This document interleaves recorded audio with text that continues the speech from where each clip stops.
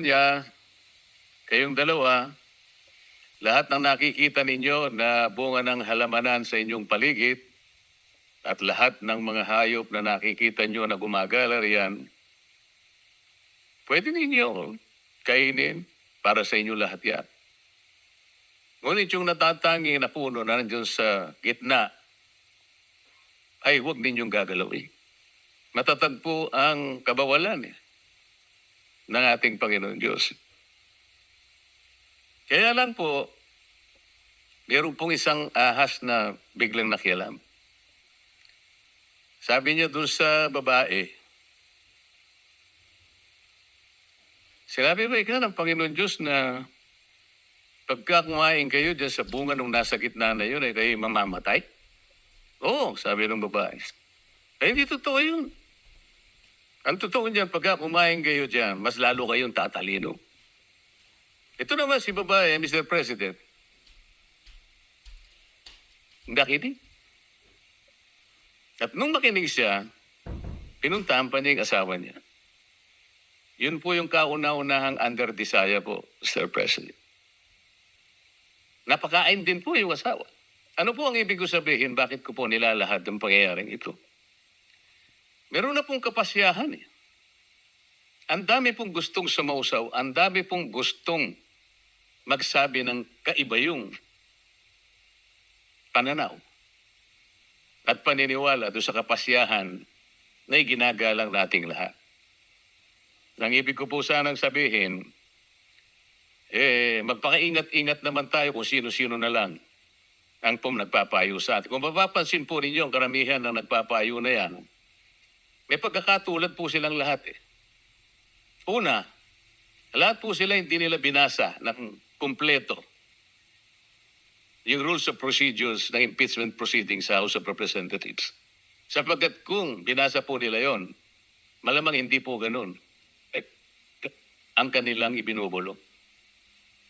Pangalawa, lahat po nung yun ay puro paborito po ng mainstream media. Sila na lang po yung tinatanong eh. Pangatlo, lahat po ng yun, walang pagmamahal sa mga Duterte. Ngayon, kung yung kalipunan po ng mga tao na yun, ng karamihan po sila sa kanila ay nagsasabi, sila po yung mga legal luminaries. Tingin ko po sa kanila, yung iba ay legal mercenaries, Sir President. With all due respect to the word.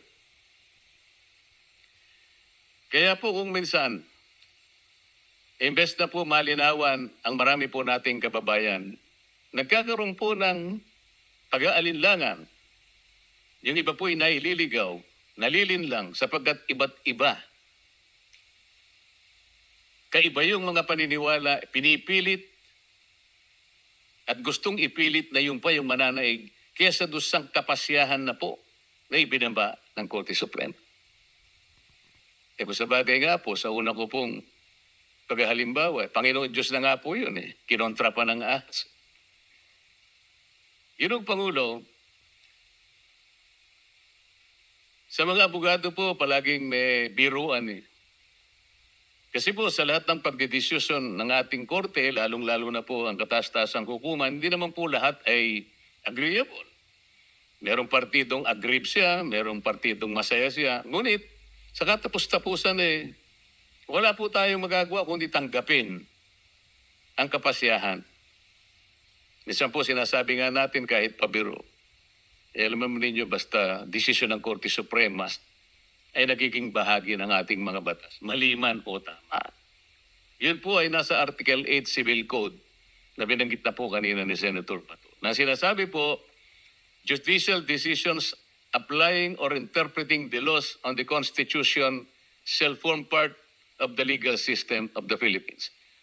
Wala na po tayong magagawa doon. Batas na po yun eh.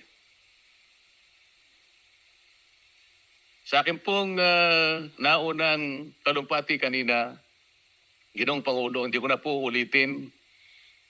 I will just request that my entire speech, Mr. President, be incorporated by way of preference to be included in this explanation in my voting yes for my own motion. Thank you very much, Mr. Thank President. you, Senator